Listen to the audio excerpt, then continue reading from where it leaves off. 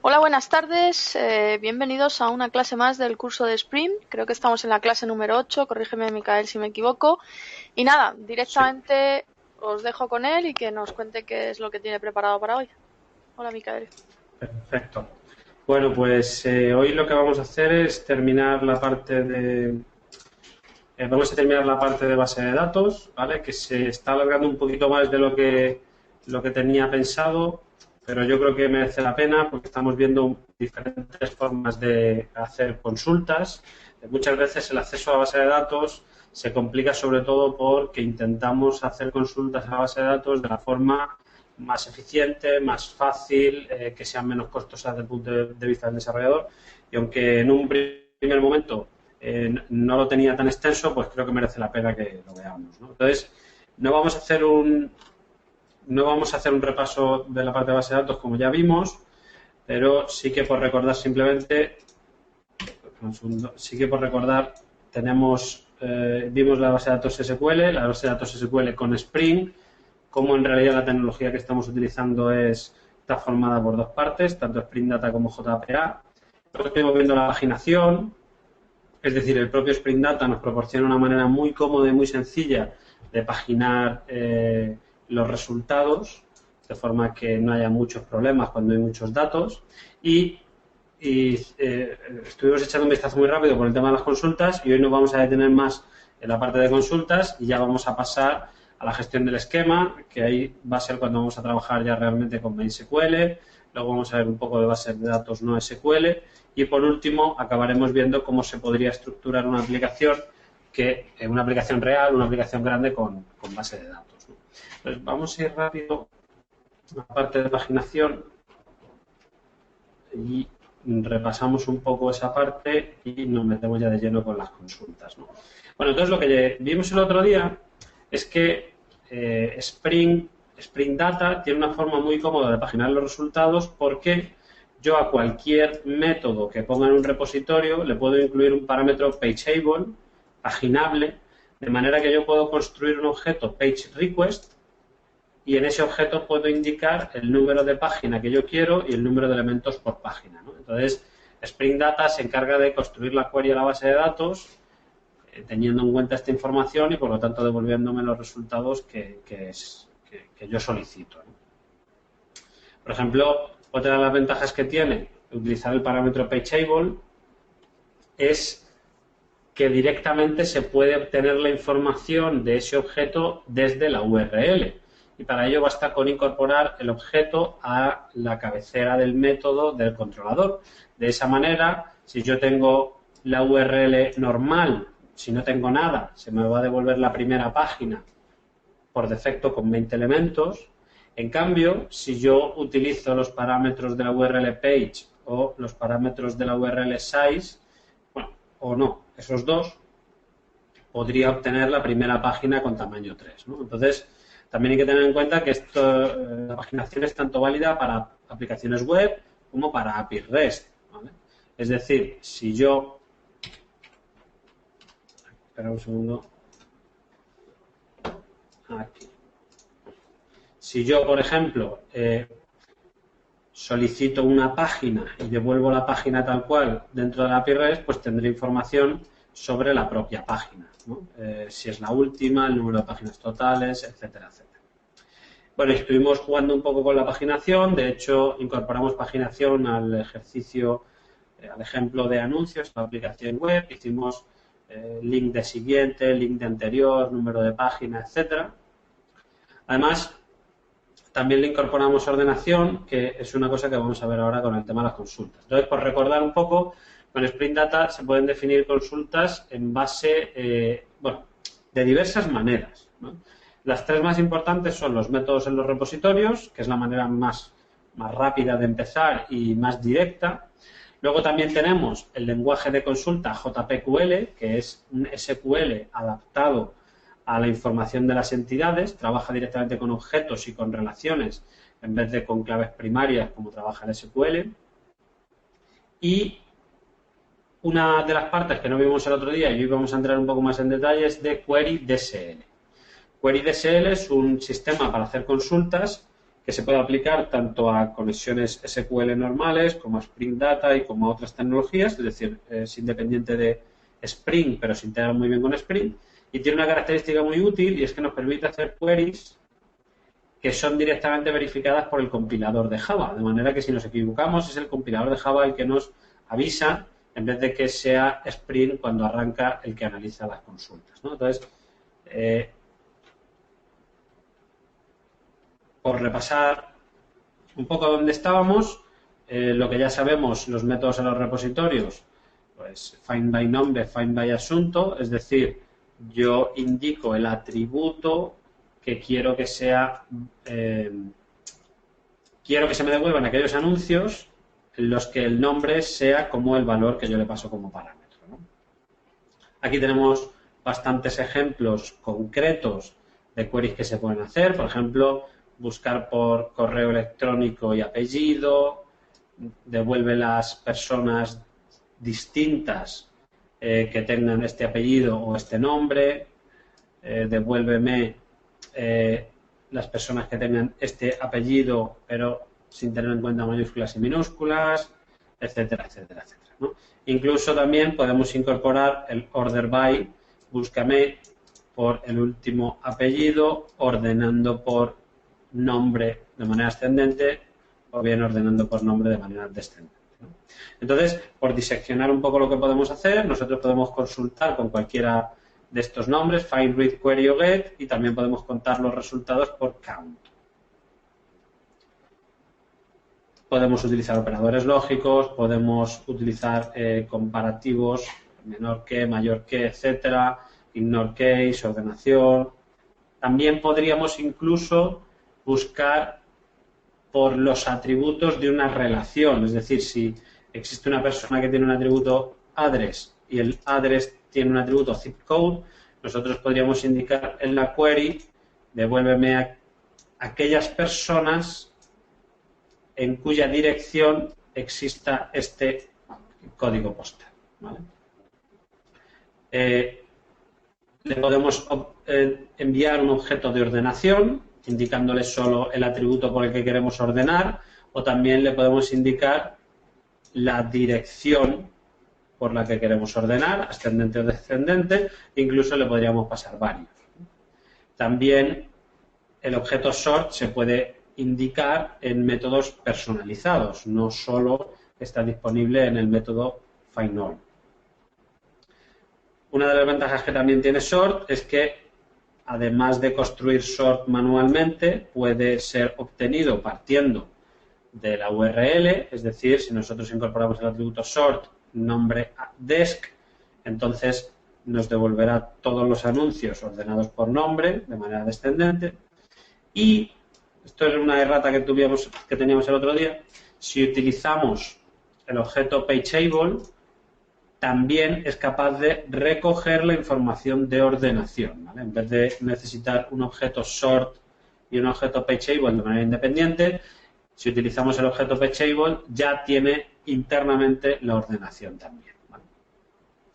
Y si queremos devolver una página que además tiene ordenación, vamos a tener también la información de ordenación en el propio objeto page, de forma que si lo estamos usando para una URL, para una API REST, pues tendremos toda la información también en el resultado y podremos obrar como consideremos en el cliente. También podemos limitar los resultados, es bastante habitual, pues, por ejemplo, el devolver un usuario que de todos los que tengan esta característica, pues devolver el primero. Normalmente se suele utilizar acompañado de sort by. ¿Por qué? Porque normalmente utilizamos el primero o el más alto en un criterio o los 10 primeros, los 3 primeros, etcétera, etcétera, ¿no? Bueno, ahora pasamos rápidamente al Java Persistent Query Language. JPQL es un lenguaje de programación un lenguaje de consulta propio de JPA. Lo que pasa es que gracias a Spring Data pues tenemos una forma muy sencilla de utilizar JPQL con nuestros repositorios. Entonces, lo único que necesitamos es anotar un método determinado con la anotación @query y de esa manera en vez de derivarse automáticamente la consulta partiendo del nombre, lo que ocurre es que se ejecuta la consulta que tengamos escrita aquí con sentencias, con sintaxis, perdón, JPQL, ¿vale? Entonces, en este caso, lo que he decidido es poner como ejemplo, para que quede más claro, la query que tiene la misma semántica exacta que tiene este nombre. El find by name lo que hace es devolver todos aquellos equipos que se llaman como yo indico. Y la query selectT from team T where t.name es igual al primer parámetro hace justo eso, devolver aquellos equipos cuyo atributo name tienen el valor del parámetro que yo le paso. Aquí, bueno, hay que notarlo, como esta query devuelve exactamente el mismo resultado que este nombre de aquí, en realidad no haría falta la query, ¿vale? Las queries se utilizan sobre todo cuando a lo mejor el nombre queda excesivamente largo o cuando queremos hacer cosas que no nos permiten hacer los nombres. Es decir, queremos tener cierto tipo de criterios de selección que se expresan mejor como la sentencia JPQL. Entonces, un vistazo muy rápido a JPQL sería la estructura de la sentencia es muy parecida a SQL, ¿vale? De hecho, si solo nos centramos en las palabras clave, en las partes en las que se compone la query, no sabríamos diferenciarlo, pero si vemos algunos ejemplos, pues vemos la diferencia, ¿no? La diferencia fundamental es que en el from no se ponen tablas, sino que se pone nombre de entidades y a esas entidades necesitamos darle un nombre de manera que luego podamos utilizar ese nombre cuando vamos a acceder a los atributos y cuando vamos a indicar qué es lo que queremos devolver, ¿no? Por ejemplo, devuélveme todos aquellos empleados cuyo salario esté entre 30.000 y 40.000, o devuélveme aquellos empleados cuyo nombre sea como o empiece por M, ¿vale? Hay que recordar que en SQL el like y el porcentaje actúan como una especie de expresión regular. O devuélveme el blog cuyos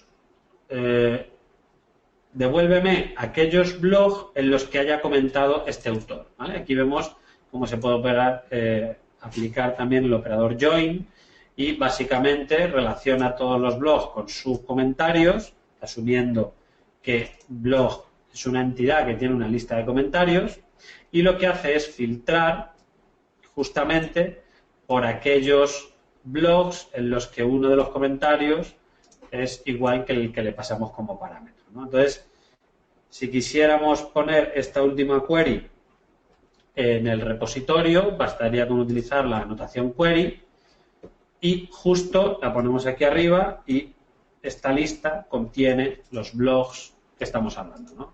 Aquellos blogs en los que haya comentado este autor. Pese a que la tabla, la entidad autor no tiene una relación con blog, ¿no?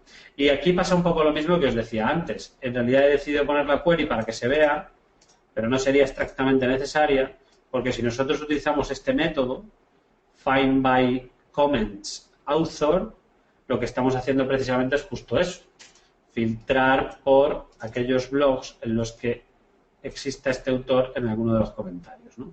Entonces, vamos a ver este ejemplo, que es el ejemplo 12.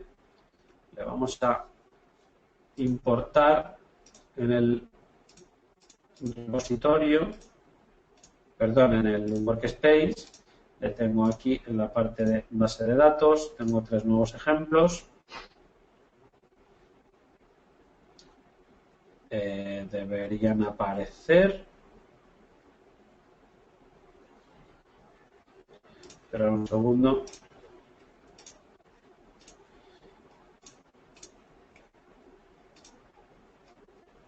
Efectivamente ya no me deja porque está incorporado en el workspace, pero por algún motivo que desconozco no se ven. Voy a hacer un refresh.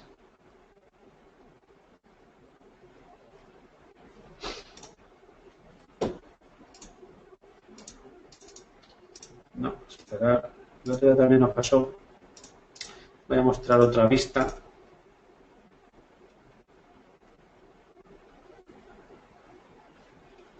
aquí han aparecido. O sea, ha tardado un tiempo, no sé muy bien por qué. Bueno, ya lo tenemos aquí. Recordad cómo es el modelo. Nosotros tenemos un blog que tiene una relación one-to-many con una lista de comentarios. Y luego tenemos un comentario que no tiene ningún tipo de referencia con el blog, ¿no?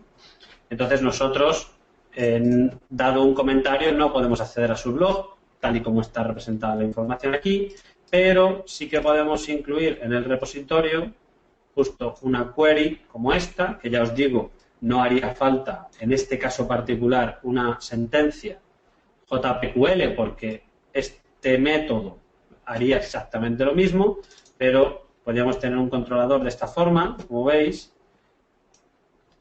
Fijaos lo que tenemos aquí. Lo que tenemos aquí es dame todos los blogs y tenemos un parámetro author que no es requerido, que no es obligatorio. De manera que si author está a null, es decir, si no hay autor, devolvemos todos los blogs, pero si author tiene un valor distinto de null, pues lo que estamos haciendo es devolver solo aquellos blogs en los que haya participado este autor. Es decir, estamos llamando justo al método, ¿no? Entonces vamos a ejecutarlo para que lo veáis. A ver, vamos a abrir.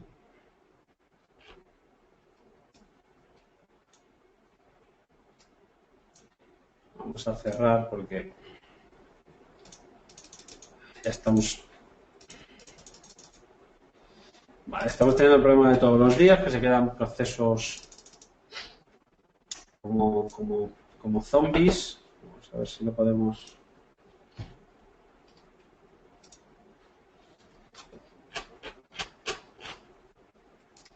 Yo no tengo muy claro por qué pasa, pero lo que hacemos es matar los procesos.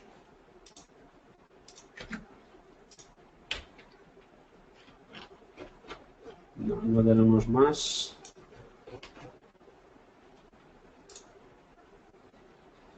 Bueno, pues no nos queda otra que cerrar Eclipse. Volvemos a abrir Eclipse y así nos quitamos de problemas.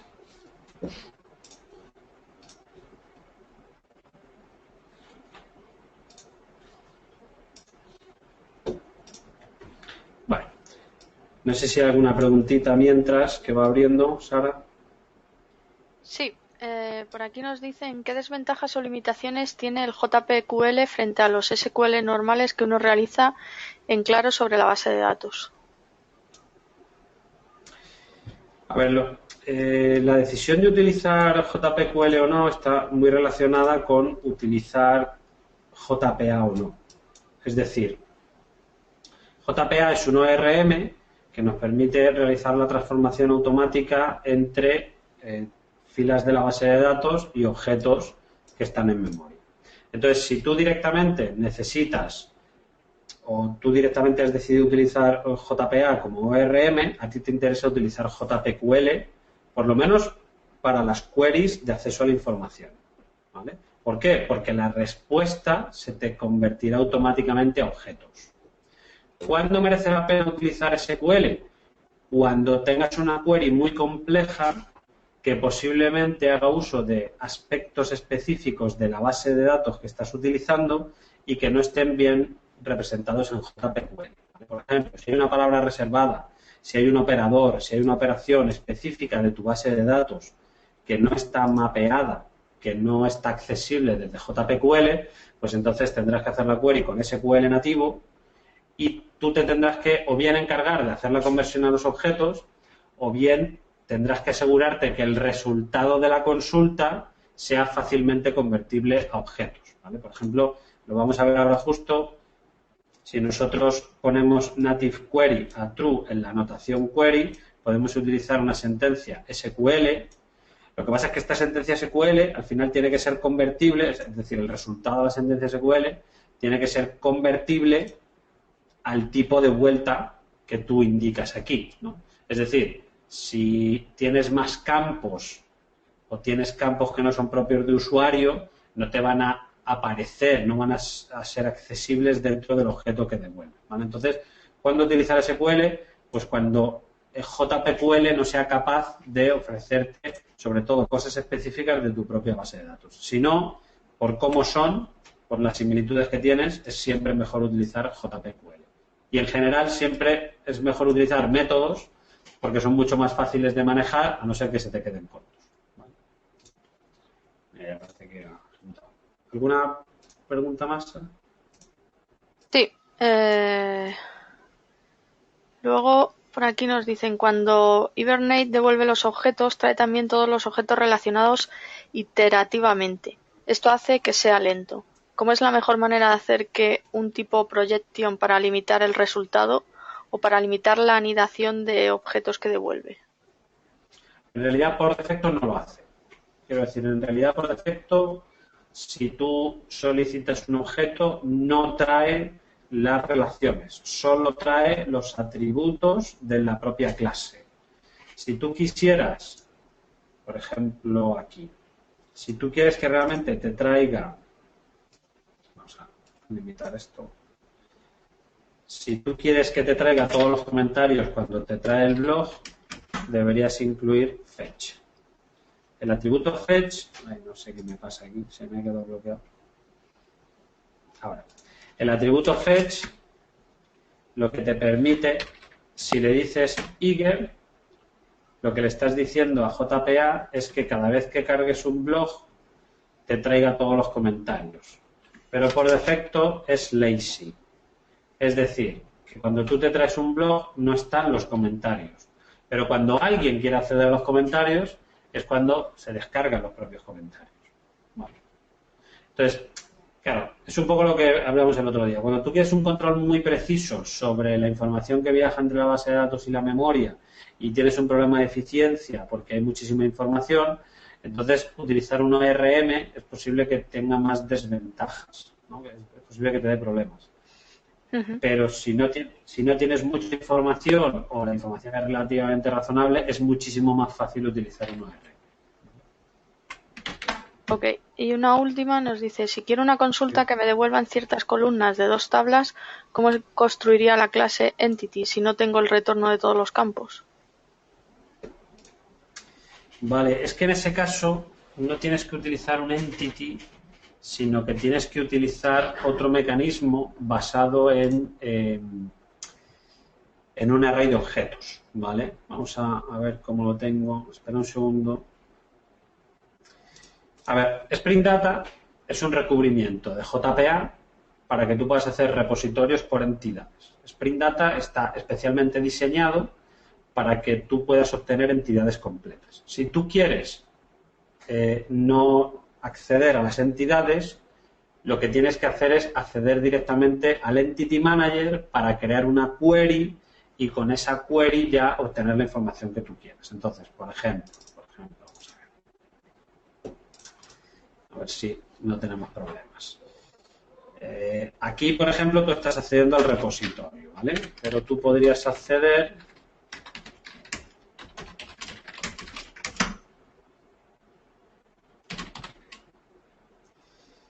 el Entity Manager, ¿vale?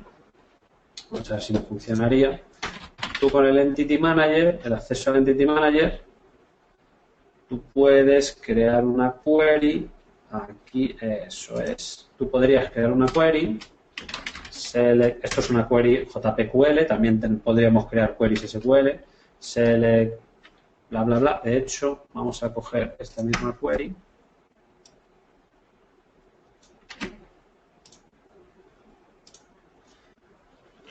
Ahí, ¿dónde lo tenemos? Aquí. ¿Vale? Podríamos hacer una cosa así. Bueno, vamos a... para que no haya problemas. Y aquí tú le puedes decir el result class que tú quieres. Bueno, pues... efectivamente. A ver, un segundito que me deje...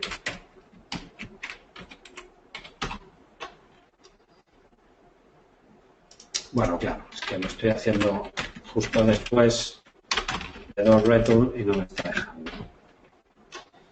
Vale. create query, typed query, ajá, vale, y aquí execute. Un segundito. Eso es. Get result list. Por ejemplo, si yo el blog creo recordar que tenía title, ¿no? Ajá, eso es. Por ejemplo, si yo hago esto, estoy construyendo una query con JPQL que me devuelve el título. Bueno, vamos a hacerlo más sencillo, sin necesidad de hacer todo así.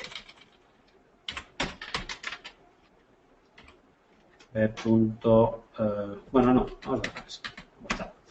Aquí tenemos que solo me interesa el título de aquellos blogs en los que Pepe ha puesto un comentario. Entonces yo quiero la información como un array de object. ¿Por qué?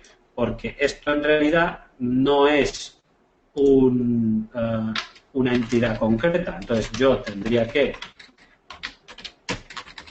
hacer una lista de array de objects. Lo que pasa es que como solo he puesto un atributo, este array de objects solo va a tener un elemento. Entonces si yo quisiera aquí, por ejemplo, hacer for string title, no, for object result details, aquí por ejemplo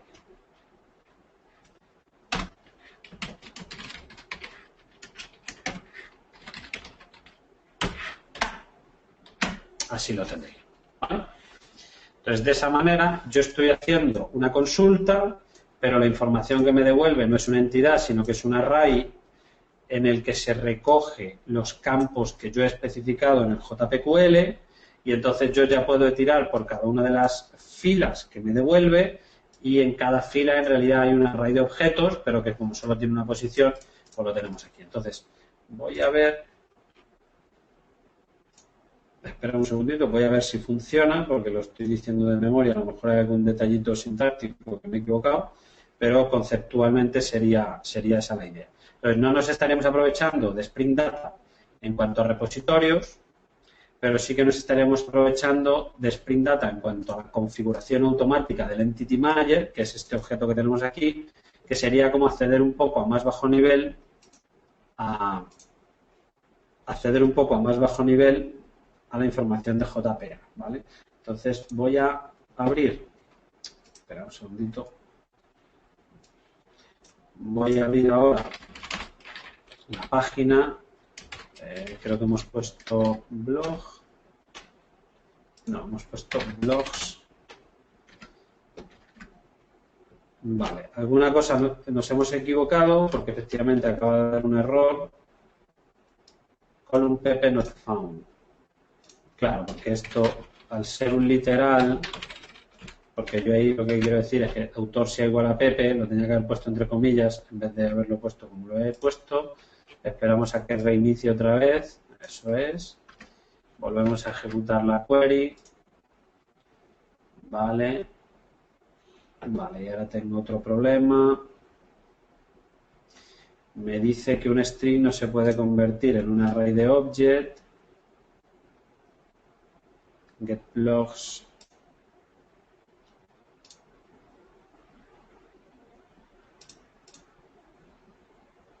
Un string no se puede convertir en un array de object. Vale, parece que como es un único elemento, no me hace falta utilizar el array, sino que basta con que yo ponga el tipo del elemento. El array, efectivamente, el array parece que es solo necesario cuando yo tengo varios elementos y no con un elemento solo. Lo estamos haciendo aquí online, pues pasan estas cosas. Bueno, acabo de guardar, vamos a ver que se reinicie otra vez. Efectivamente.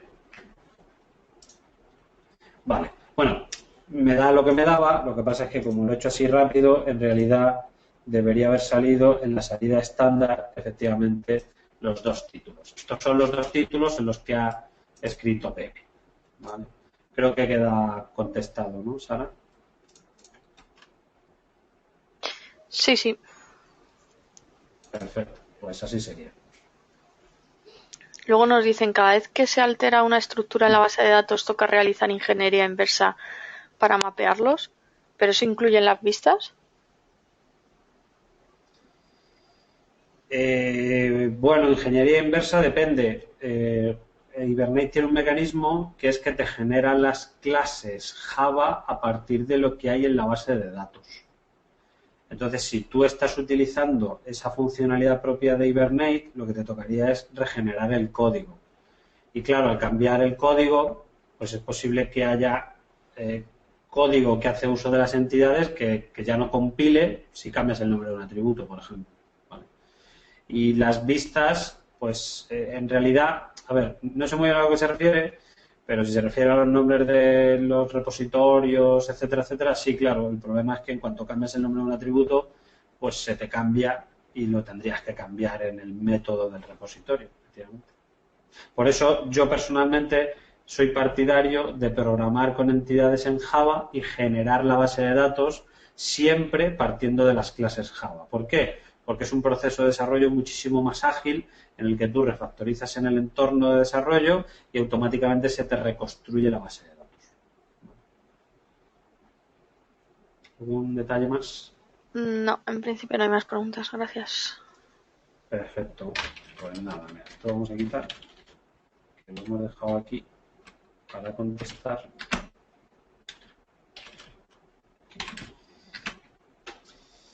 Y nada más, ¿vale? Entonces, información sobre JPA, o sea, sobre JPQL, pues tenemos la información oficial, tenemos libros, tenemos, por ejemplo, este tutorial que sale el primero,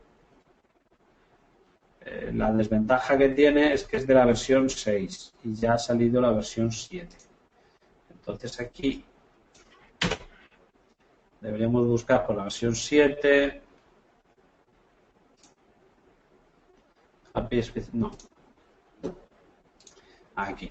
7 tutorial, aquí tenemos persistence, aquí tenemos JPA y en concreto tenemos este capítulo en el que nos habla de manera completa del JPQL, ¿no? Entonces, bueno, pues tenemos muchísima información. Veis aquí, por ejemplo, es lo que os decía.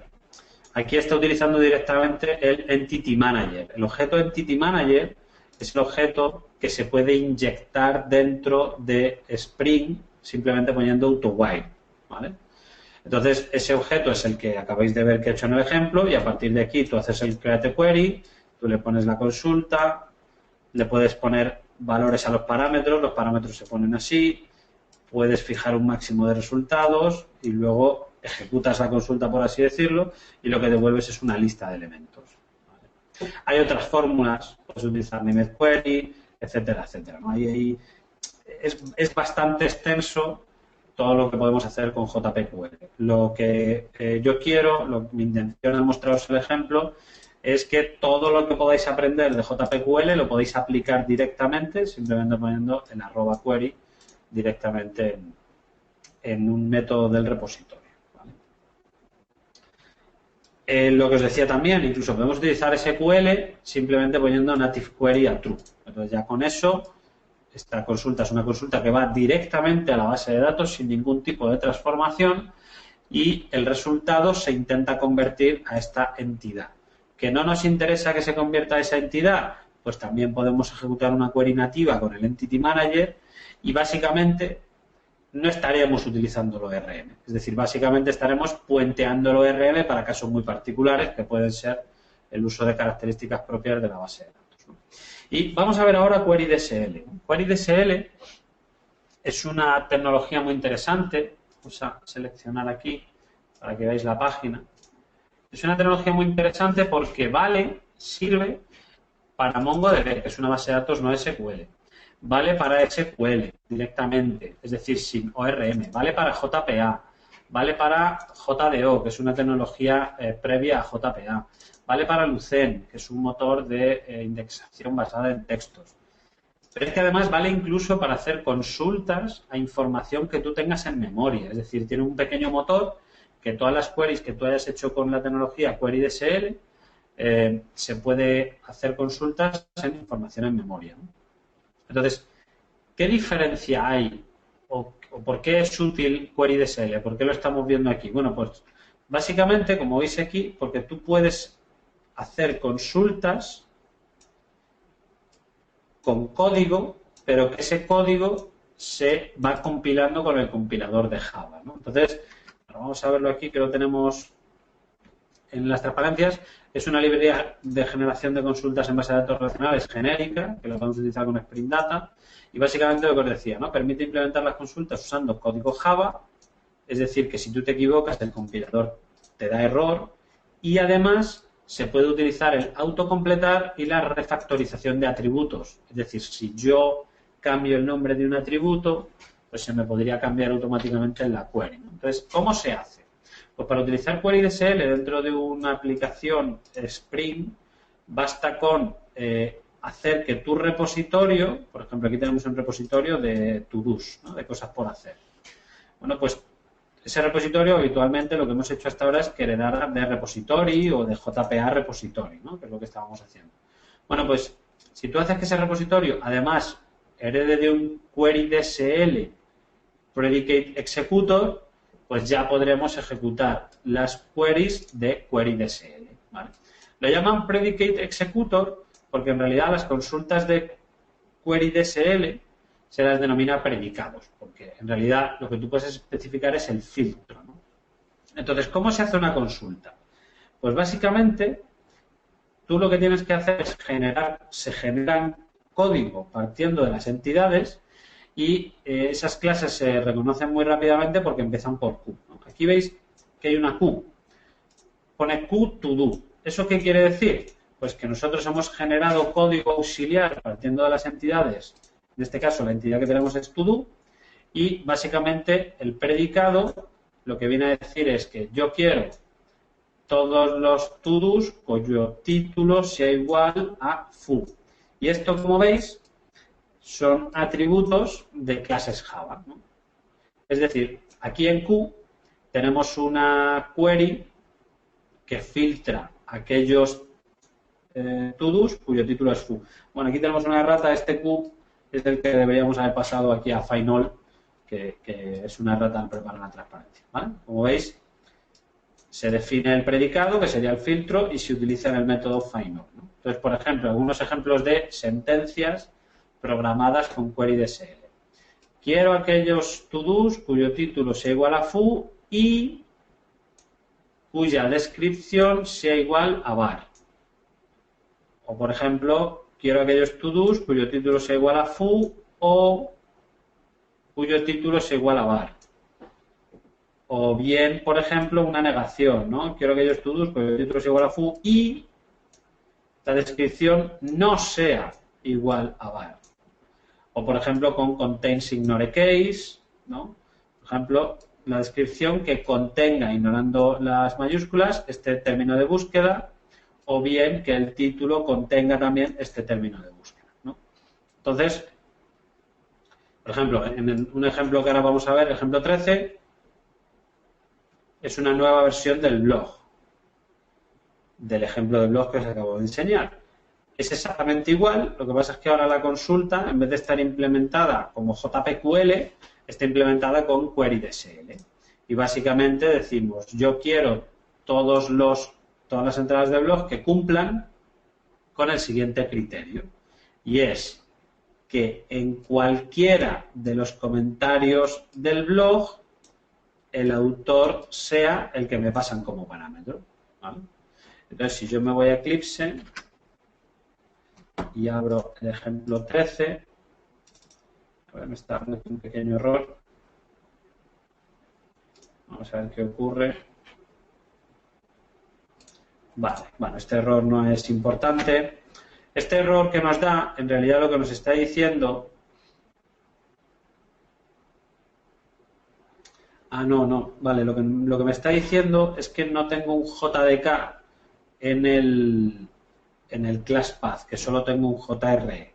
Y me está diciendo que para esto funcione necesito un JDK, ¿vale? El ejemplo lo había preparado en otra máquina, en la que sí que tengo JDK, y aquí por lo que se ve no tengo JDK. Voy a hacer una pruebecilla rápida, un segundito.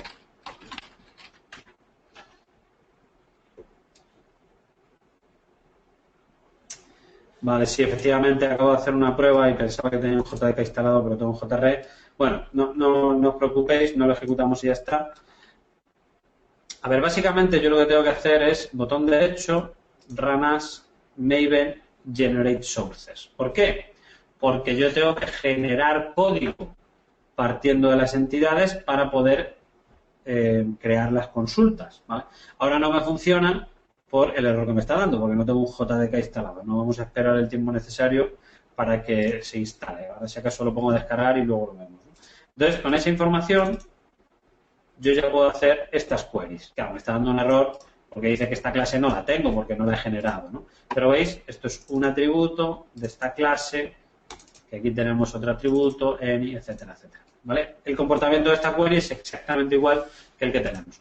Otra de las ventajas que tiene programar con query DSL, que es una ventaja también muy interesante, es que nosotros podemos componer, podemos construir sentencias dinámicamente sin necesidad de estar concatenando cadenas de caracteres, ¿vale? Hay veces, hay determinadas aplicaciones en las que las consultas se hacen dinámicamente en base a determinados criterios, ¿no? Si estamos utilizando JPQL, eso lo conseguiríamos pegando cachitos de cadenas de caracteres, pegando partes de string, ¿no? Que no es lo más adecuado. Gracias a Query DSL podemos hacer lo mismo, pero trabajando con objetos que nos proporciona esta librería y, por lo tanto, siempre estaremos seguros de que la consulta está bien formada, es decir, no tiene problemas sintácticos. Bueno, entonces, para que esto funcione... Sí. Perdona que te interrumpa, nos dicen por aquí que entonces para usar Query DSL entiendo que será necesario añadir alguna dependencia en el fichero POM XML. Justo era la transparencia que estaba indicando, ¿vale? Vale. Para poder utilizar Query DSL hace falta dos dependencias, que es la parte core de Query DSL y la parte específica de JPA, ¿vale? Porque, como hemos dicho, Query DSL se puede utilizar para Mongo, se puede utilizar para otros sistemas de persistencia, y lo que os he enseñado donde me daba el error. Este choricillo de aquí, ¿vale? Este build que tenemos en el POM, que podéis consultar porque el ejemplo ya lo tenéis colgado, básicamente es el generador de código. Aquí básicamente estamos diciendo que cada vez que se genere el código se ejecute esta clase de aquí, que está en esta librería, y básicamente esta clase de aquí lo que hace es generar las clases de las consultas partiendo de las entidades, ¿vale? Hace justo eso. Entonces, ya os digo, os hace falta un JDK, entonces voy a aprovechar a descargarme un JDK para ver si tenemos suerte y al final de la clase ya se ha descargado y así podemos ver el ejemplo. Vale, acepto la licencia para Windows, yo quiero un JDK. Vale, ahí lo estamos descargando y ya está. Bien, bueno. Hasta ahora hemos dado una visión general del uso de base de datos desde Spring. Como veis, es un poco más extenso que los otros temas porque hay diferentes formas de acceder a la base de datos y hay gente que prefiere una, hay gente que prefiere otra, etcétera, ¿no? La ventaja que tenemos al utilizar Spring Data es que es bastante más sencillo que si no tuviéramos Spring Data, porque Spring Data se encarga de muchas cosas por nosotros, de construir y gestionar los objetos, las conexiones, etcétera. Ahora vamos a pasar directamente a cómo gestionamos el esquema de la base de datos y vamos a utilizar como ejemplo SQL, ¿no? Vamos a ver. En la base de datos SQL, como ya sabéis, es necesario crear el esquema antes de insertar los datos. Es decir, hay que crear las tablas, hay que crear las relaciones entre esas tablas, etcétera, etcétera. Cuando utilizamos una base de datos en memoria, H2 hay más en memoria para Java, o hay varias. Normalmente lo que hace Spring Data es reconstruir completamente el esquema cuando arranca la aplicación y cuando se apaga la aplicación, pues todo desaparece porque todo está en memoria. Claro, esto para desarrollar pues es bastante cómodo porque te permite modelar los datos como tú quieras, te permite refactorizar la estructura de la base de datos sin ningún tipo de problema. Pero cuando tú utilizas una base de datos en producción, lo primero, los datos tienes que guardarlos en disco y tienes que gestionar adecuadamente la creación del esquema. La pregunta es, ¿cuándo creas el esquema? Tú dices, bueno, la primera vez que ejecute la aplicación, vale. Y luego si añades una clase nueva, ¿cuándo actualizas el esquema? ¿Vale? Pues no es trivial, ¿no? Entonces hay que tener en cuenta una serie de aspectos que no son propios de Spring, la verdad es que no son propios de Spring, pero bueno, vamos a ver ya para cerrar un poco el círculo y para tener una visión global de cómo se utiliza un sistema de persistencia con Spring, pues vamos a ver cómo en Spring se gestiona el esquema. Entonces, vamos a utilizar MySQL a modo de ejemplo y lo primero que necesitamos es una MySQL. Yo ya la tengo instalada en mi máquina. Aquí tenéis información de cómo se instala en Ubuntu, por ejemplo, desde la línea de comandos y en otros sistemas operativos se descarga. En realidad, solo te hace falta el servidor, pero se me han ido las tres partes. En realidad, solo te hace falta, perdonad, que voy a volver a cargar las transparencias. Está el equipo bueno.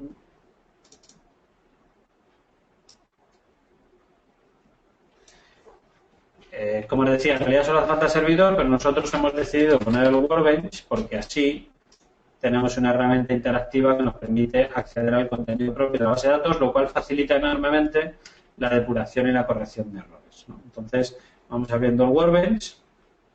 Eso es. El Workbench tiene esta pinta. Los que tengáis instalado el Workbench ya lo conocéis. Y bueno, pues yo aquí tengo ya configurada una conexión a una base de datos local, es decir, al propio servidor local en el que estoy conectado. Entonces, si hago doble clic, se me conecta automáticamente porque yo ya previamente he introducido mis credenciales. Y aquí, pues yo puedo acceder a la base de datos. Aquí hay un ejemplo de tipo sample, un ejemplo, pero que no tiene tablas, ¿no? Le decimos refresh y no tiene tablas, ¿vale? Entonces, bueno, está vacía. Yo podría crear aquí una tabla, por ejemplo, bueno, new table, en este caso,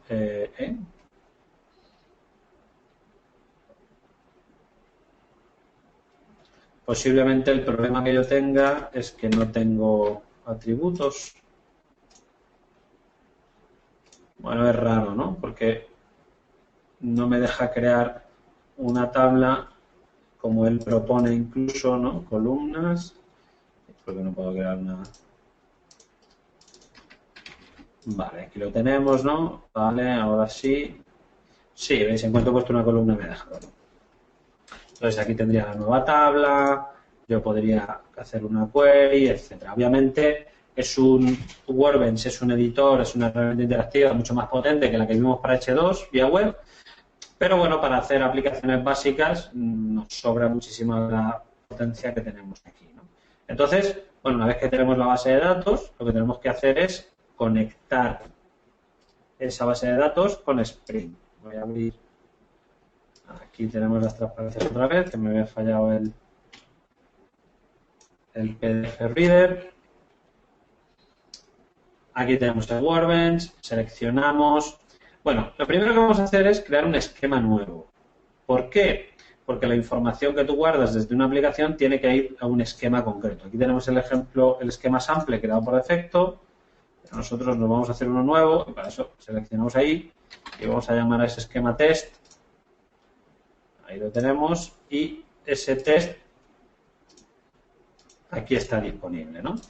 Entonces, nosotros no vamos a crear las tablas manualmente dentro del query browser del Workbench, sino que vamos a pedir a la aplicación Spring que construya las tablas por nosotros, ¿no? Que es justo lo que hacía en H2.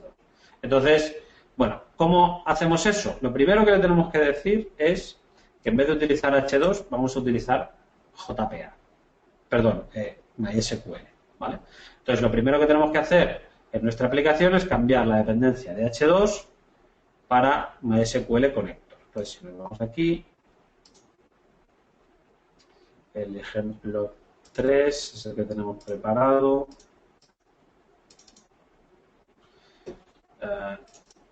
Aquí, en el POM.xml, vemos cómo la dependencia JPA sigue haciendo falta y ahora tenemos la dependencia MySQL donde antes teníamos una dependencia a H2. más cosas que nos hacen falta. Nos hacen falta crear un ficherito application.properties en el que esté toda la información que permite conectarnos con la base de datos. ¿Vale? Y la información es la que veis aquí. Lo primero, la URL de la base de datos. Hay que poner JDBC MySQL porque es una MySQL, y luego la ruta en la que está la base de datos y el nombre del esquema, ¿no? ¿Por qué hemos creado un esquema que se llama test? Porque aquí en el ejemplo el esquema que utiliza se llama test. Si se llamara anuncios, pues ahí tendríamos que poner anuncios, por ejemplo. El nombre de usuario y la contraseña, yo siempre pongo root y pass para que sea fácil para todos, ¿no?, que os funcione. Entonces, si habéis instalado MySQL y no os ha pedido la contraseña de root, es posible que él os haya generado una contraseña de root de manera automática. Entonces, tendréis que adivinar primero cuál es la contraseña para poder conectaros.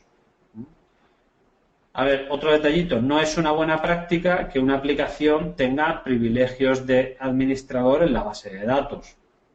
Pero haciéndolo de esta manera simplificamos mucho el setup de la aplicación. Es decir, lo ideal sería que la base de datos tuviera un usuario con los permisos exclusivos que le hacen falta sobre la base de datos.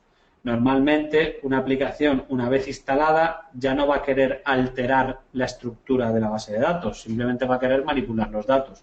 Entonces, lo ideal sería hacer un usuario que solo tuviera permisos de alteración de datos y no de manipulación de la estructura y configurar ese usuario aquí, ¿no? Pero como esto no es un curso de base de datos, sino que es un curso de Spring, yo intento simplificar al máximo el setup de nuestro entorno para poder dedicarnos a programar, ¿no? Micael, una pregunta. Otra ¿Es cosa, necesario instalar MySQL Server si estamos trabajando sobre un SAMP? pues en principio no, salvo por temas de versiones, ¿vale? Me he encontrado yo con algunas incompatibilidades, gente que ya tenía un SAMP instalado bastante antiguo, que ha querido utilizar el driver por defecto que te viene con Spring, que es bastante nuevo, y ha tenido problemas de conexión por problemas de fichero. Entonces, en principio no, que pruebe, y si por lo que sea no le funciona, pues que actualice la versión de MySQL, ¿vale? Pero en principio vale con un SAMP. ¿Vale? ¿Alguna cosa más? Luego, ¿cómo se debería configurar una conexión a la base de datos con una clase Java? A ver, ahí el tema de la clase Java es un poco peliagudo. Me explico. Como nosotros utilizamos Spring, Spring hace muchas cosas por nosotros. Entonces, Spring asume que tú vas a tener una conexión a la base de datos por defecto durante todo el ciclo de la aplicación. Es decir, que te vas a conectar a la base de datos cuando arranque la aplicación y te vas a desconectar cuando acabe. Entonces, si tú quisieras modificar las credenciales de acceso a la base de datos, lo podrías hacer en la parte configuration de la aplicación. Es decir, tú podrías tunear las credenciales de conexión cuando arranca la aplicación. Pero si tú quieres tener más libertad y conectarte a cualquier base de datos en cualquier momento del ciclo de vida de la aplicación, entonces no te puedes aprovechar de ciertas cosas que te ofrece Spring Data y tendrías que ir tú a mano a crear la conexión. Vale. Entonces, para configurar estos valores, ya te digo, desde código Java al principio de la aplicación, lo que tú puedes hacer es redefinir al arrancar la aplicación. A ver. Spring Data, Spring Boot, Configure, Database, from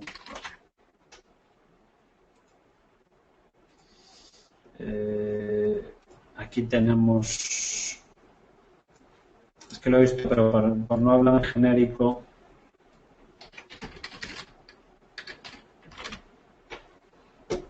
no, aquí no, vamos a ver. Estos son los ficheros que ya conocemos, el tema de las entidades, sí, aquí sería, mira, por ejemplo. En una clase de configuración tú te puedes hacer un bin y ese bin que exporte el data source.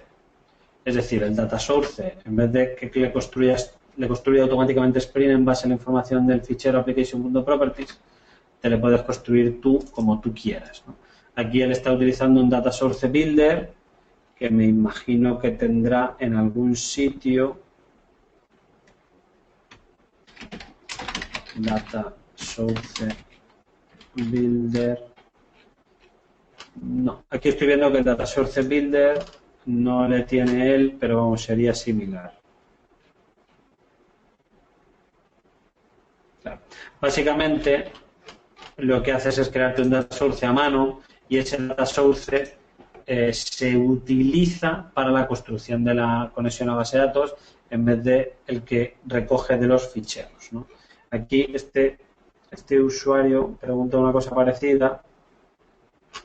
No, pero no es lo mismo, ¿vale? Pues eso, si tuvieras un control más fino sobre las conexiones, tendrías que dejar de lado Spring Data y gestionar todo el control de la base de datos. Pero si te vale el ciclo de vida y lo único que quieres es configurar la base de datos en base a algún parámetro externo o algo así, que es lo que tiene él, es por aquí. ¿Ves? Él en realidad tiene configurados en el fichero los dos data sources y luego lo que hace es elegir el tipo de base de datos en función de otra propiedad, ¿no? Bueno, pues lo que hace él es efectivamente hacerlo de esta manera. ¿Alguna duda más, Sara? Sí. Si no, al utilizar @one-to-one es realizar un join con las tablas en la base de datos. Sí, efectivamente. Cuando tú haces una consulta, bueno, a ver, si tú haces una consulta a una clase, a una entidad, y esa entidad tiene una relación one-to-one con otra entidad y además lo tienes puesto como fetch eager, cada vez que tú consultas los objetos de la entidad principal, se te traen todos los objetos de la otra entidad y por lo tanto haces un join. Si no lo tienes como fetch eager, sino que lo tienes como fetch lazy, en realidad no se hace un join, sino que cada vez que accedes al atributo concreto en cada una de las entidades concretas es cuando se hace el fetch. Entonces, estrictamente hablando, no es un join, sino que es una carga secundaria. El problema de los n+1, por así decirlo. Entonces, bueno, por eso hay gente que critica también el uso de ORMs. Te dicen porque son poco flexibles, en el sentido de que no tienes un control fino sobre lo que puedes hacer. Pero bueno, al final es un poco lo que nos pasa en la informática. ¿Es posible mediante profiles en el pom.xml elegir contra qué base de datos quiero que conecte la aplicación, de modo que el mismo código Java pueda servir para generar tablas tanto en H2 como en MySQL? Sí, se puede hacer y se hace... A ver, un segundito. Se hace con perfiles. Y lo que haces es tener un fichero application.properties para cada perfil. De manera que tú cuando vas a arrancar la aplicación le dices el perfil que quieres y él te elige un fichero application.properties u otro y por lo tanto puedes tener configurados los dos. ¿Vale? A ver si viene aquí profiles. Mira, por ejemplo, tú puedes decir, esta clase de configuración quiero que se active solo en el profile de producción. A ver, un segundo.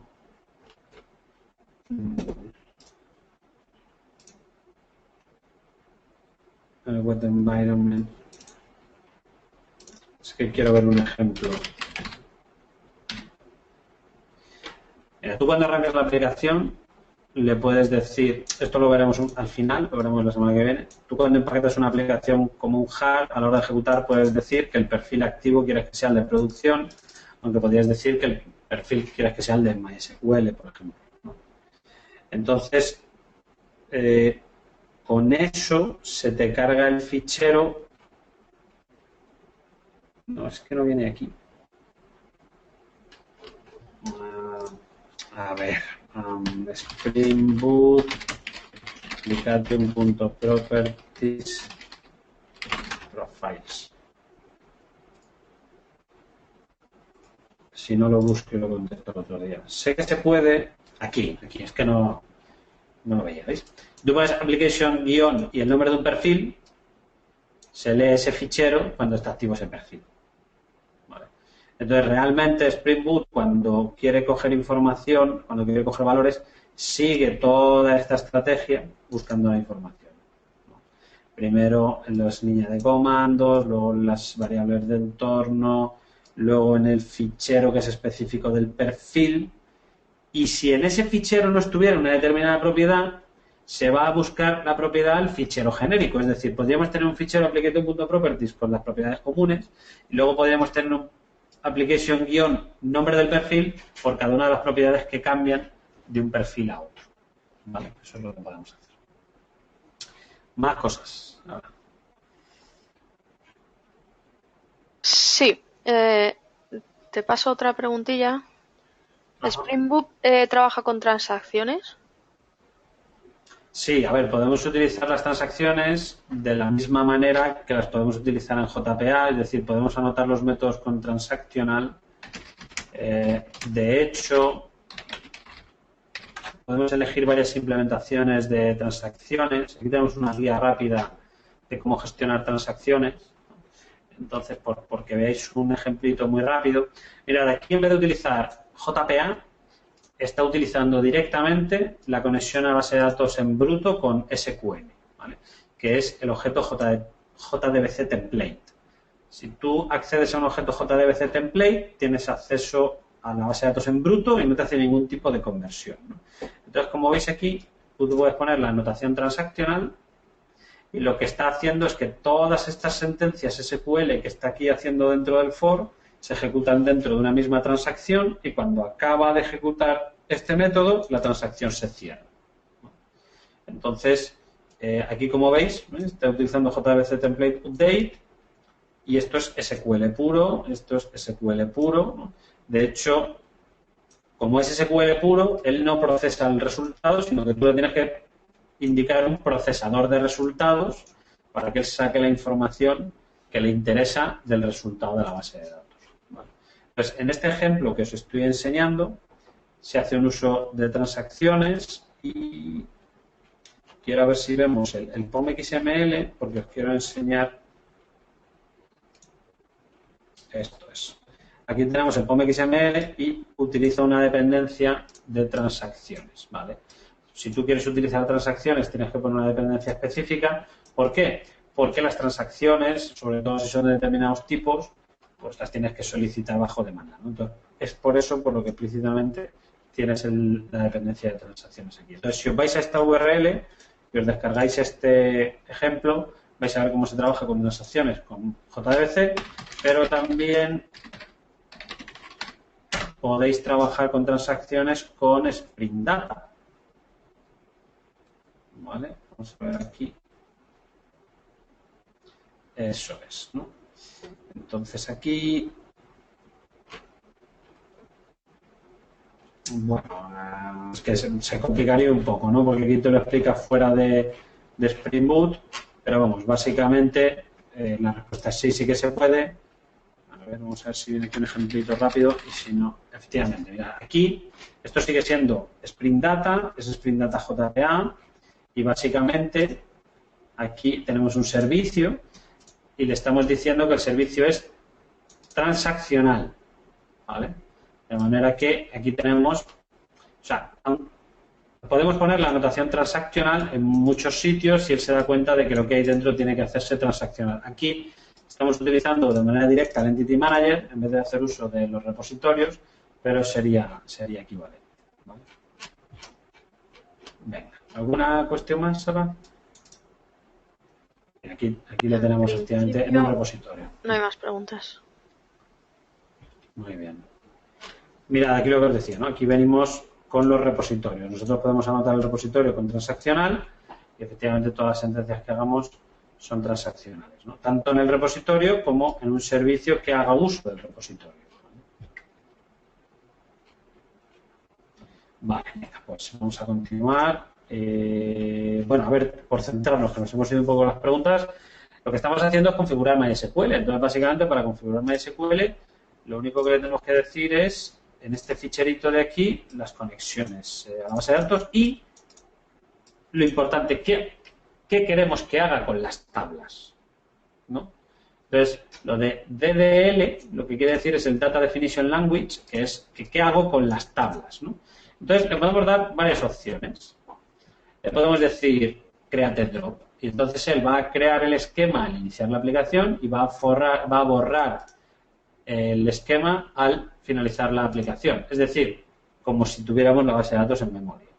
Si le decimos créate nada más, va a crear el esquema al iniciar la aplicación y si volvemos a iniciar la aplicación voy a intentar volver a crear el esquema de nuevo, ¿no? Entonces, si ya está creado nos dará error, pero bueno, no será un error, no será muy grave, ¿no? Porque lo único que nos dirá es que he intentado crear un esquema que no puede.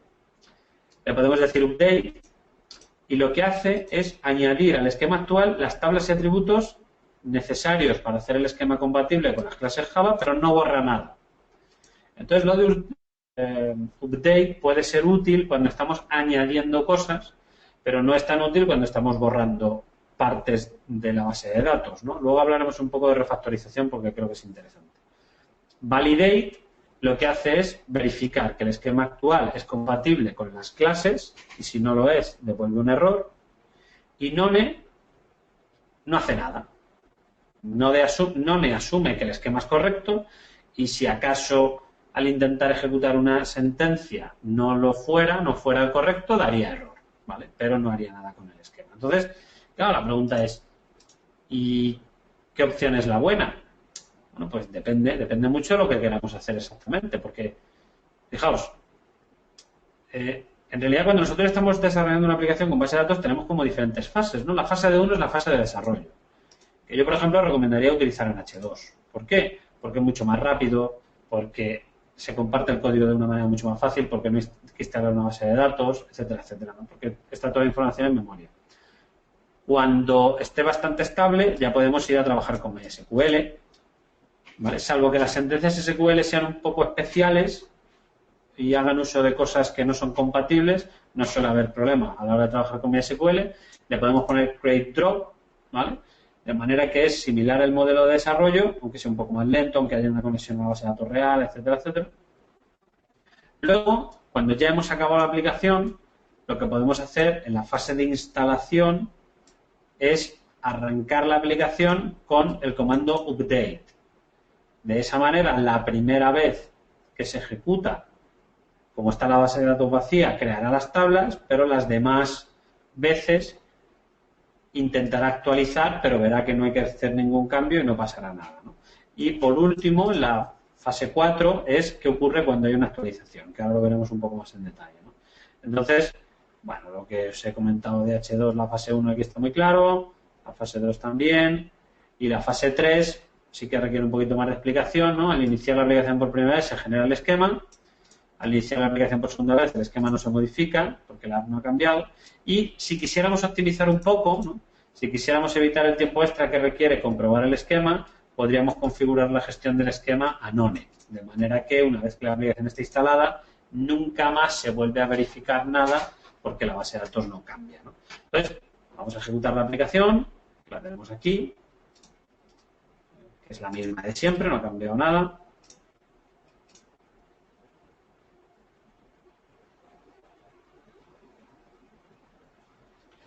A ver si funciona. Vale, está arrancando. Aquí está Hibernate. Bueno, aquí se nos queja. Bueno, se nos quejan varios porque se me ha olvidado apagar la aplicación anterior y no he podido arrancar Tomcat, pero creo que salieron unos warnings de MySQL. Vamos a ver sus warnings.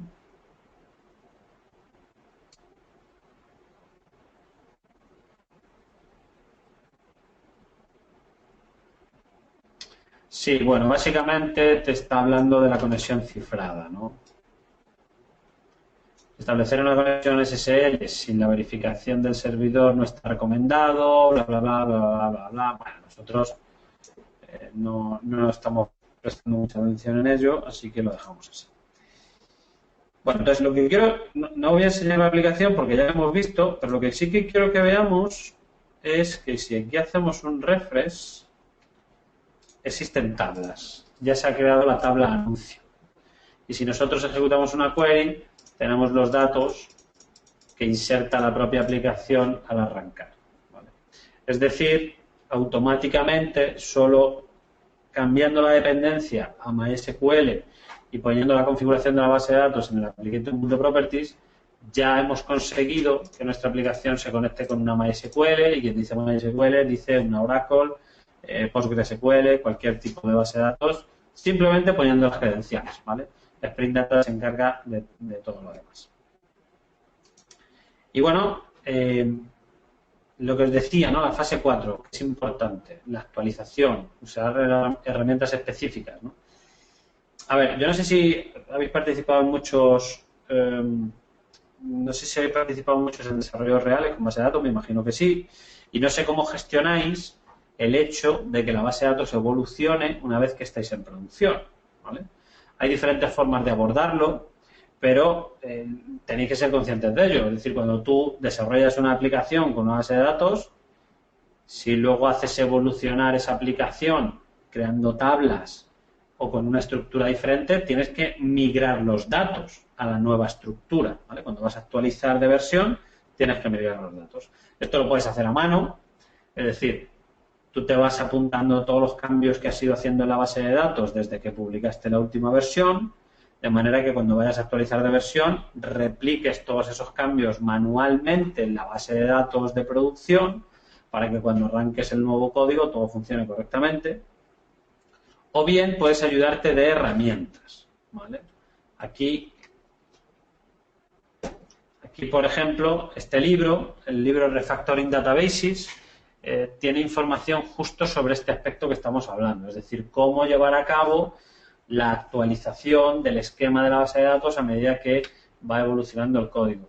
Se llama refactoring porque es el término que se utiliza en el código fuente de la aplicación cuando mejoramos su estructura a lo largo del tiempo, ¿no? El trabajo lo deja claro, ¿no? Diseño de base de datos que va evolucionando. Entonces, ¿qué herramientas existen? Pues existen muchas, pero para Java existen dos que se utilizan bastante, que son Liquid-Base y Flyway. Y lo bueno es que tienen integración con Spring, ¿no? Entonces, simplemente viendo el eslogan que utilizan, nos da una idea del servicio que hacen. Flyway se denominan Database Migrations Made Easy, es decir, migraciones de base de datos de manera fácil. Como os decía, se llama migración incluso cuando cambias de estructura de la propia base de datos. Y el Liquid-Base, ellos se autodenominan Source Control for Your Database.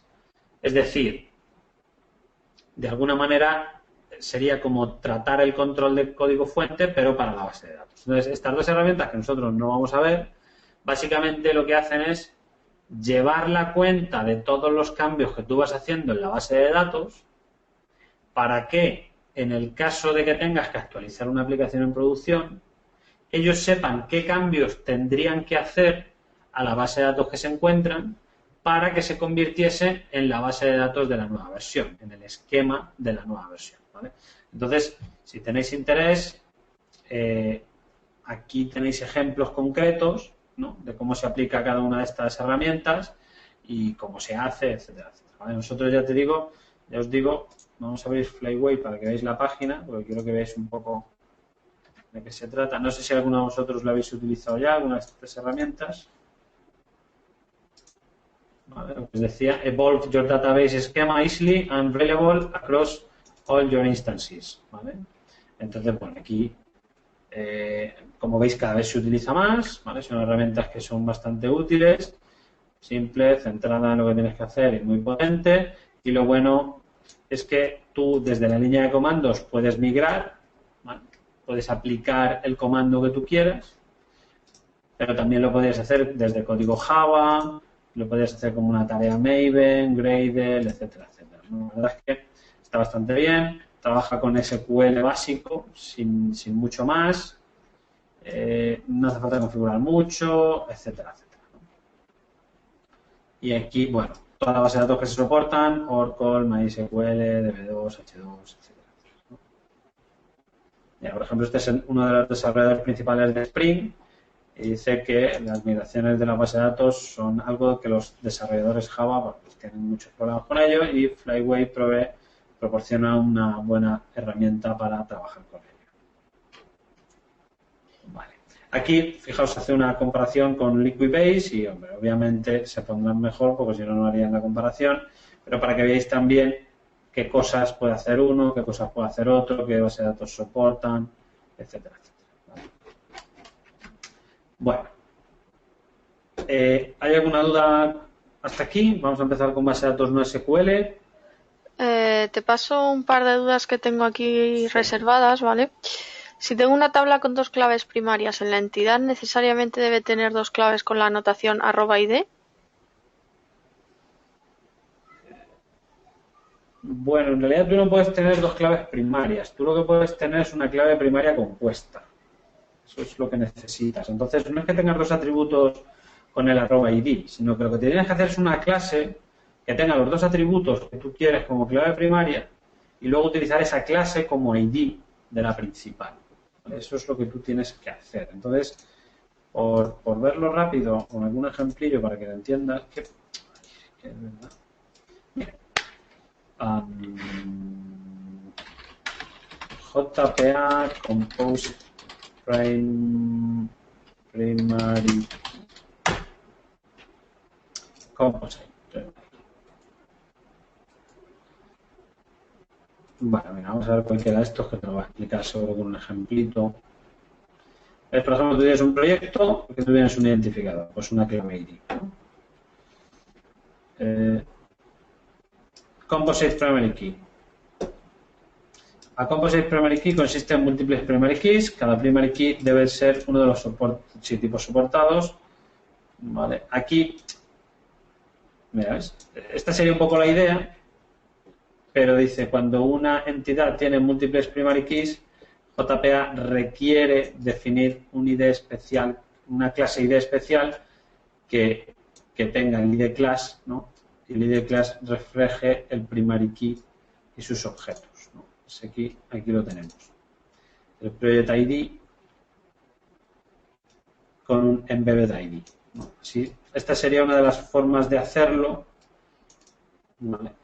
Que viendo aquí el ejemplo no queda muy claro si esto también es permitido, pero yo creo que no, y creo que lo que tú necesitas es hacer algo de esto, crearte una clase con los dos atributos y tal. Luego en la base de datos no hay problema, porque en la base de datos están estos dos atributos junto con los demás, pero esta es la manera que tiene de gestionarlo.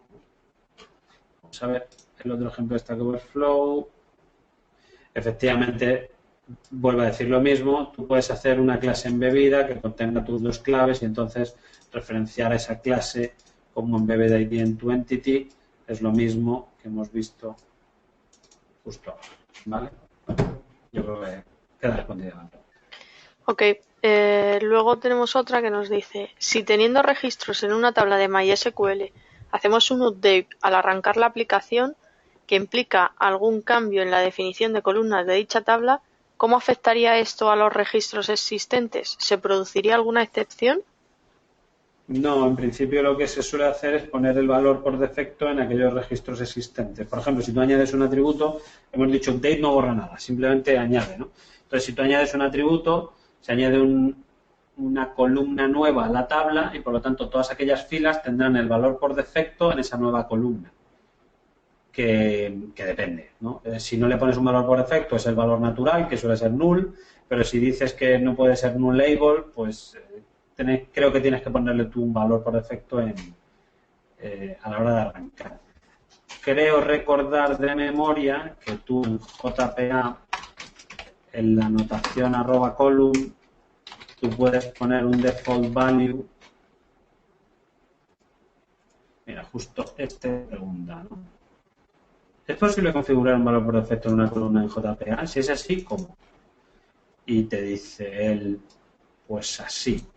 Vale, la forma que tienes de hacerlo es indicar el código SQL que se deberá emplear a la hora de crear la columna y básicamente el código SQL incluye el valor por defecto, ¿vale? Esa sería la forma de hacerlo. Aquí lo que dicen otras respuestas es inicializar el valor, pero creo que solo te vale en el caso de que sean nuevos objetos, no justo la pregunta que tú haces, y por lo tanto este no sería adecuado para lo que tú comentas, sino que habría que hacer una cosa parecida a esta. ¿Vale? Ok, Perfecto. no hay más preguntas. Muy bien. Venga, pues vamos a pasar rápidamente a la parte de NoSQL. A ver, por hacer una conclusión de lo que llevamos hasta ahora. Yo he intentado, en la medida de lo posible, contaros información sobre bases de datos, ¿vale? Pero este curso es un curso de Spring. Entonces, por eso he profundizado mucho más en cómo hacer desde Spring las cosas y no tanto en bueno, aspectos más propios de las bases de datos. Yo entiendo que es un tema complicado porque hay muchos motores de base de datos, cada motor de base de datos tiene una problemática diferente y aquí sí que es bastante de pegarse con ello y de ir sacando las diferentes problemáticas que nos encontramos, ¿no? Pero bueno, yo creo que ha quedado suficientemente claro, lo hemos hablado y hemos visto las dudas y simplemente para concluir la parte de base de datos vamos a hablar unas pinceladas de NoSQL.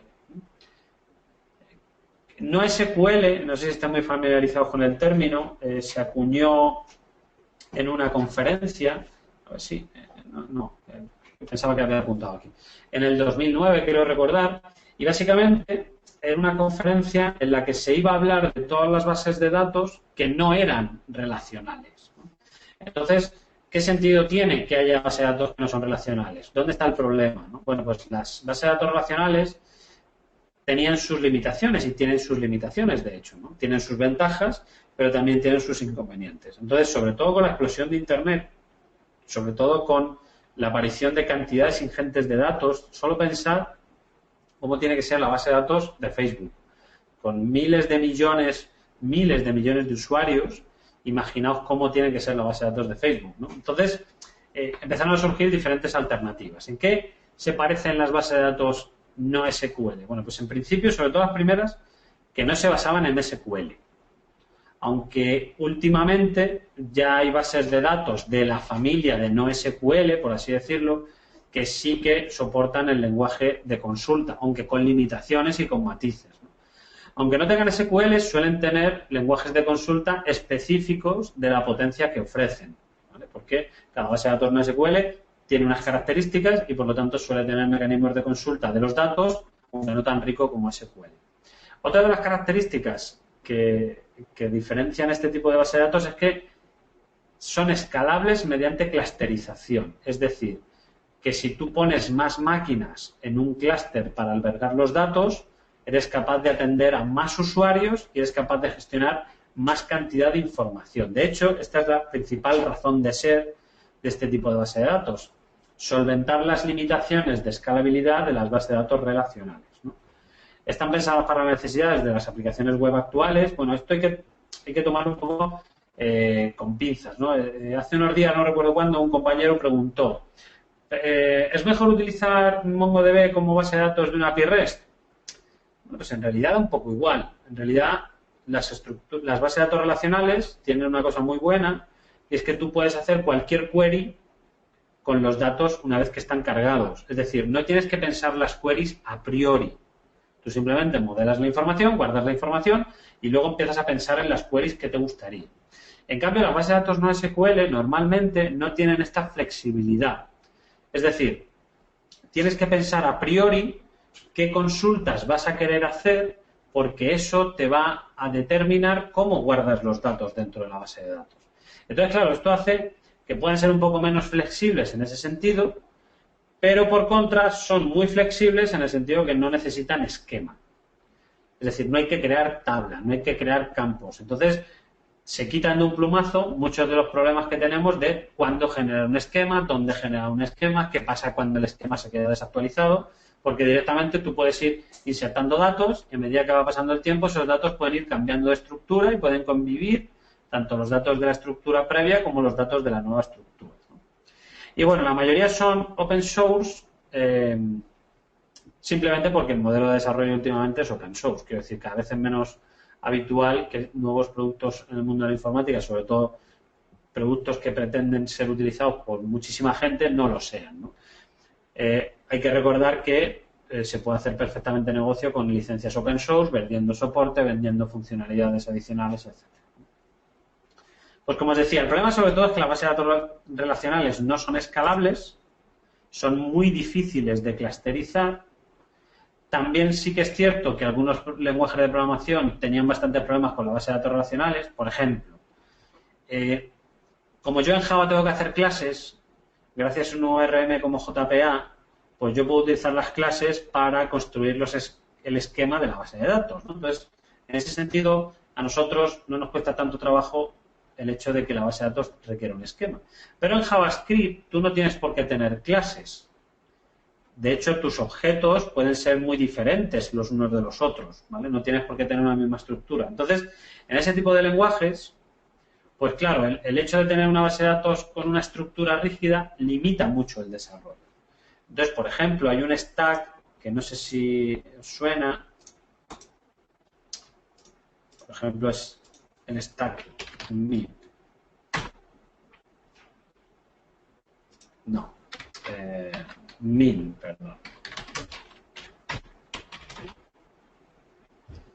Aquí está, ¿no? El stack min es un stack, es como LAMP, pero se ha redefinido un poco porque, bueno, a ver si carga la página, y si no os lo digo yo.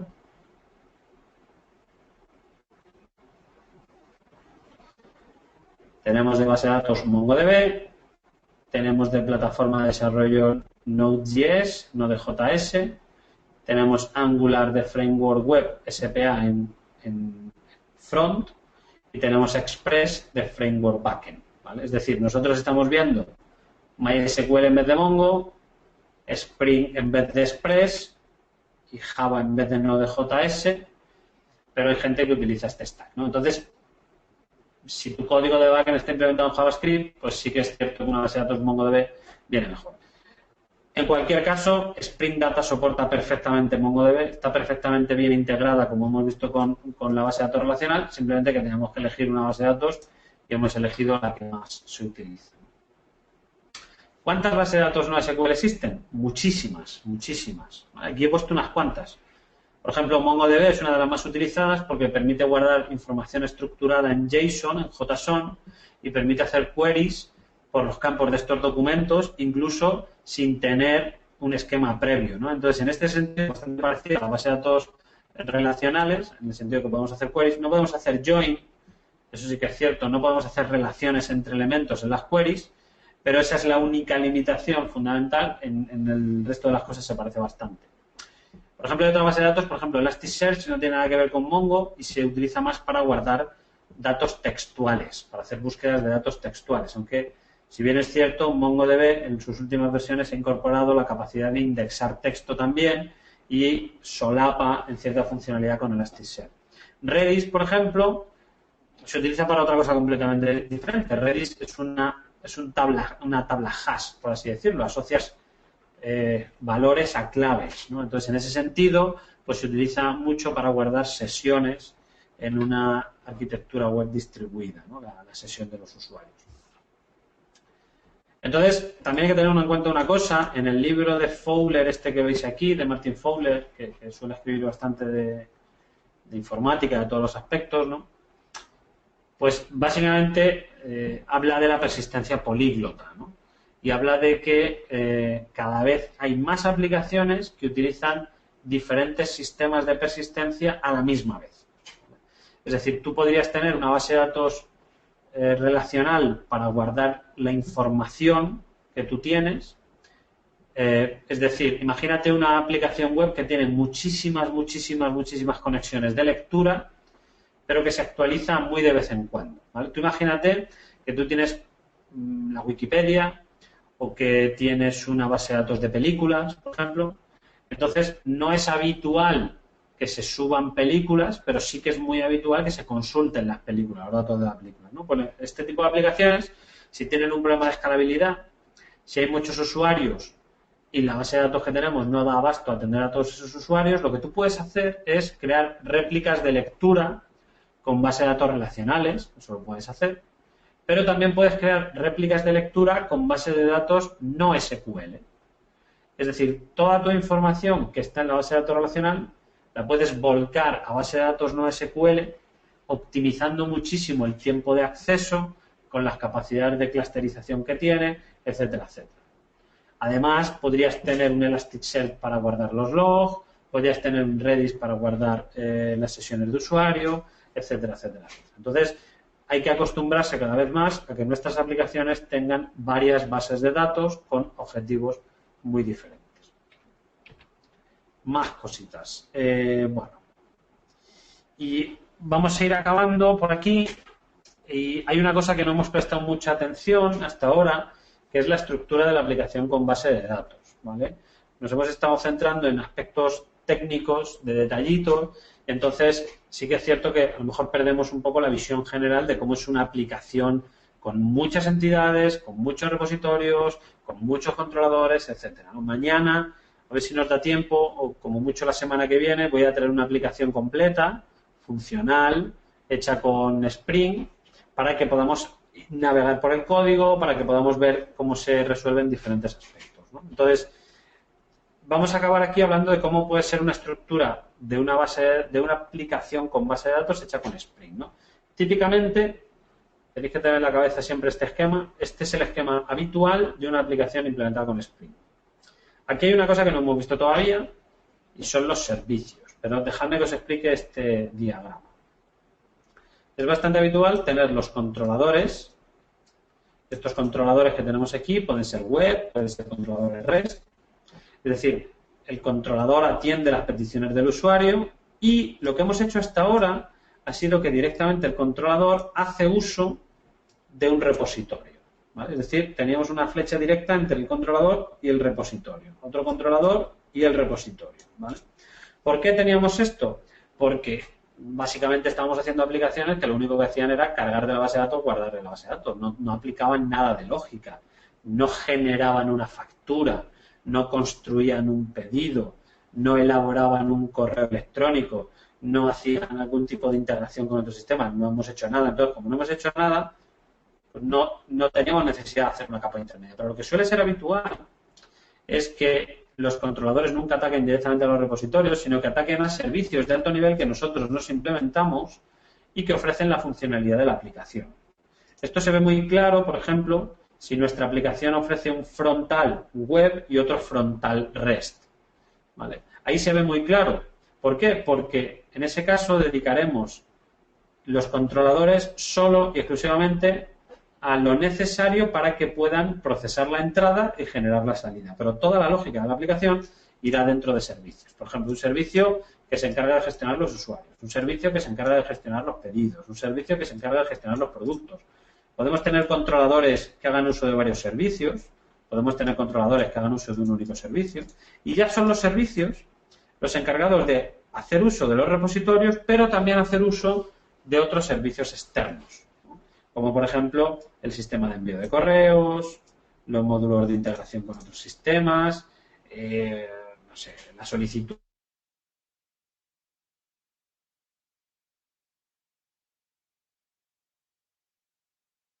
Micael, hola, hola, hola.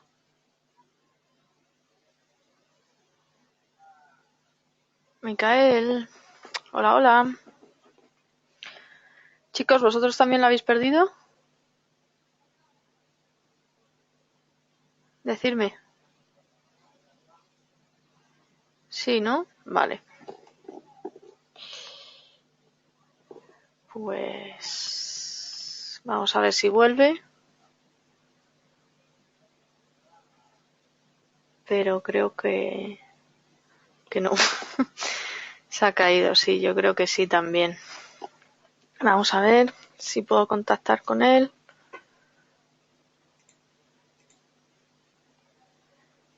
La cam ya la hemos perdido.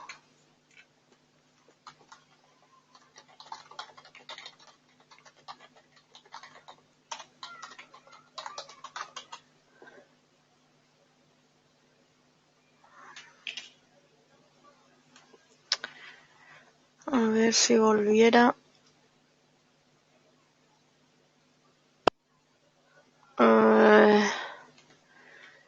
Micael, si tú nos estás escuchando, avísanos. Porque ahora mismo no te estamos escuchando nada. Ahora mismo no, ahora mismo no. Ahora ¿Ahora me oís? sí, ahora te estamos escuchando, sí. Hola, vale, bien, ok. No sé, creo que se ha caído la conexión de red un momento. Porque ahora me ha dicho que ha vuelto. ¿Me oís ahora bien, no? Sí. Vale, perfecto. Ya no sé por dónde iba. Ah, sí, sí. Bueno, hago un resumen de la estructura, ¿vale?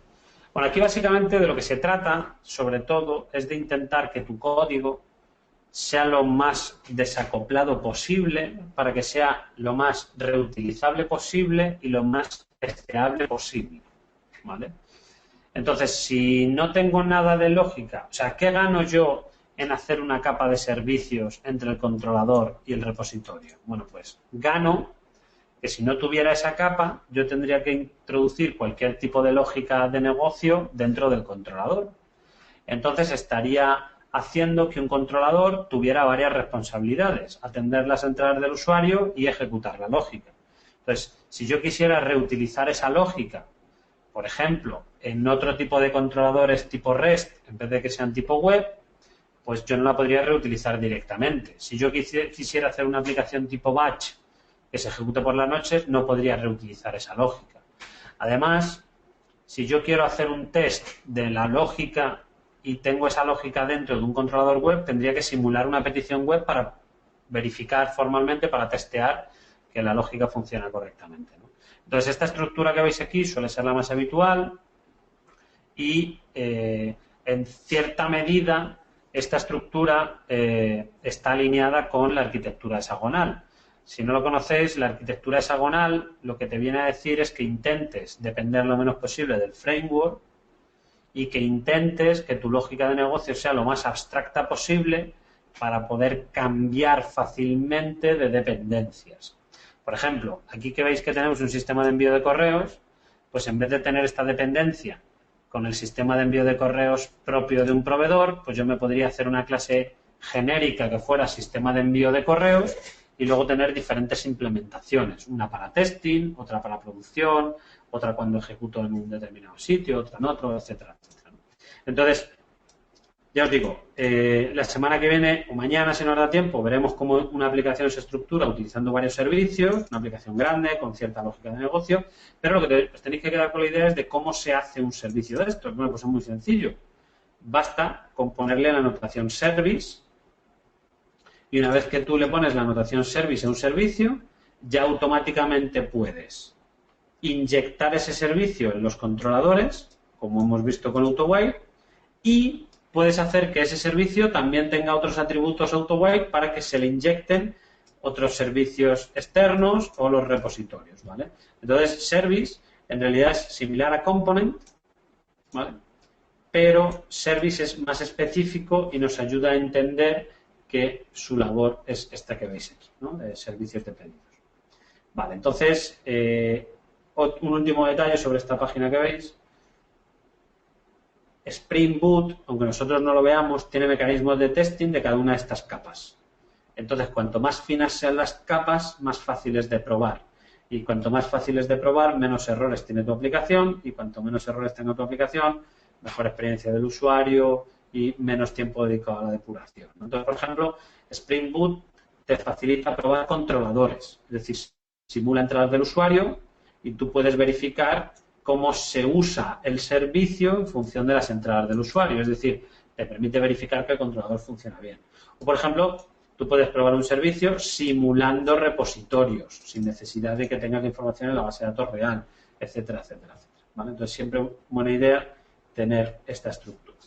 Y bueno, aquí hemos acabado un poco de la base de datos. Pensaba que me iba a dar tiempo a ver algo de seguridad, pero creo que bueno, no sé cómo andáis, si queréis, si hay alguna pregunta me la hacéis y si no hay muchas, vemos un poquito la parte teórica de seguridad y ya mañana empezamos al código.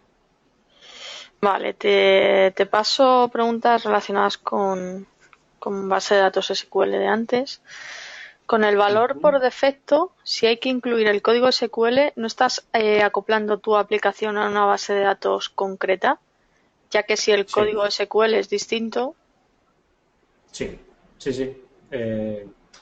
Las capas de abstracción llegan donde llegan y lo mismo te ocurre si utilizas SQL. Quiero decir, ¿cuándo es mejor utilizar SQL que JPQL? Pues cuando quieres utilizar una característica propia de tu base de datos que no te la ofrece JPQL.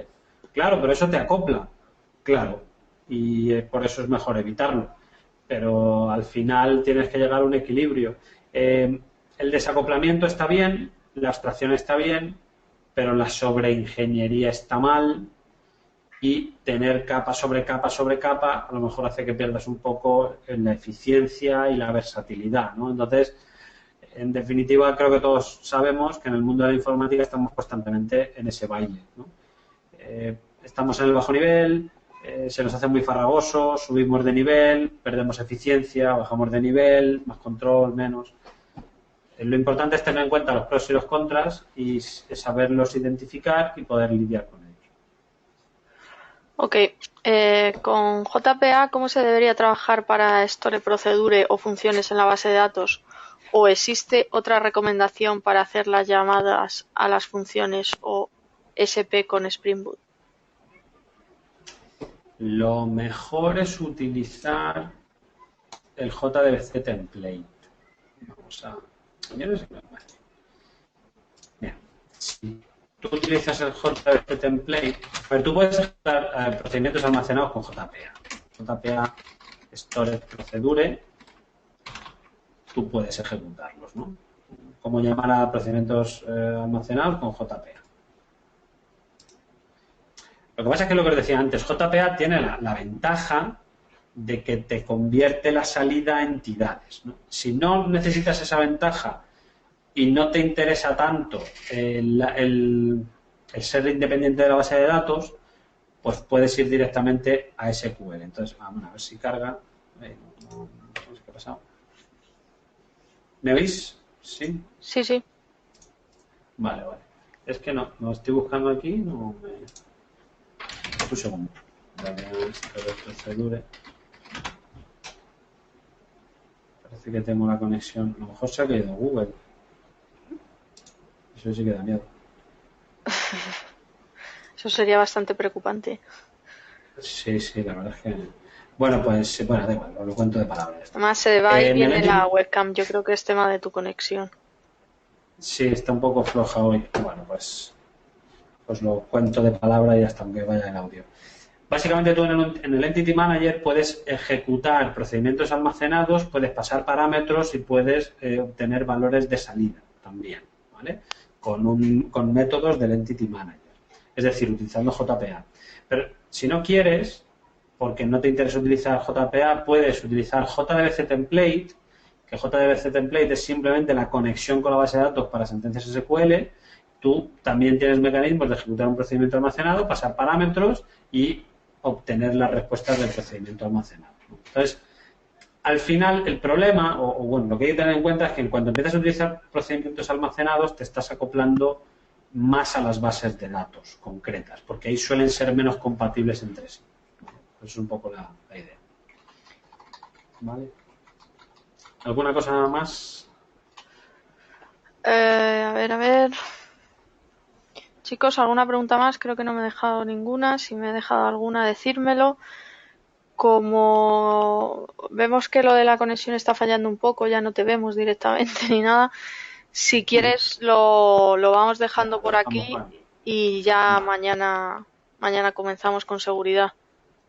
Perfecto, pues mañana empezamos desde cero con seguridad, hacemos algunos ejercicios y luego si queréis mañana ir pensando en cosas que os puedan interesar para el último día, ¿vale? Así en plan recopilatorio o algún detalle que nos hayamos dejado en el aire, pues lo podemos mirar también, ¿vale? Entonces, si tenéis alguna sugerencia, algún detalle que os hubiese gustado ver, me lo podéis comentar mañana y ya para la semana siguiente me lo puedo preparar y ya cerramos el curso, ¿vale? Perfecto. Entonces, chicos, ¿no tenéis ninguna duda?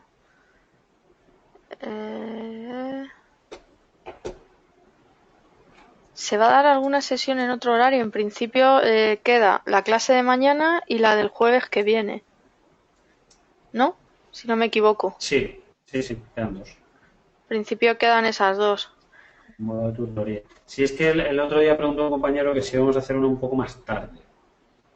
Entonces, bueno, lo podemos ver, si acaso la última la podemos hacer un poquillo más tarde, por ser la última ya, por si hay alguien que no viene, no puede venir al horario y le queda alguna duda que pueda preguntar, si os parece bien. Si quieres, Sara, lo vamos viendo y mañana lo anunciamos ya definitivo.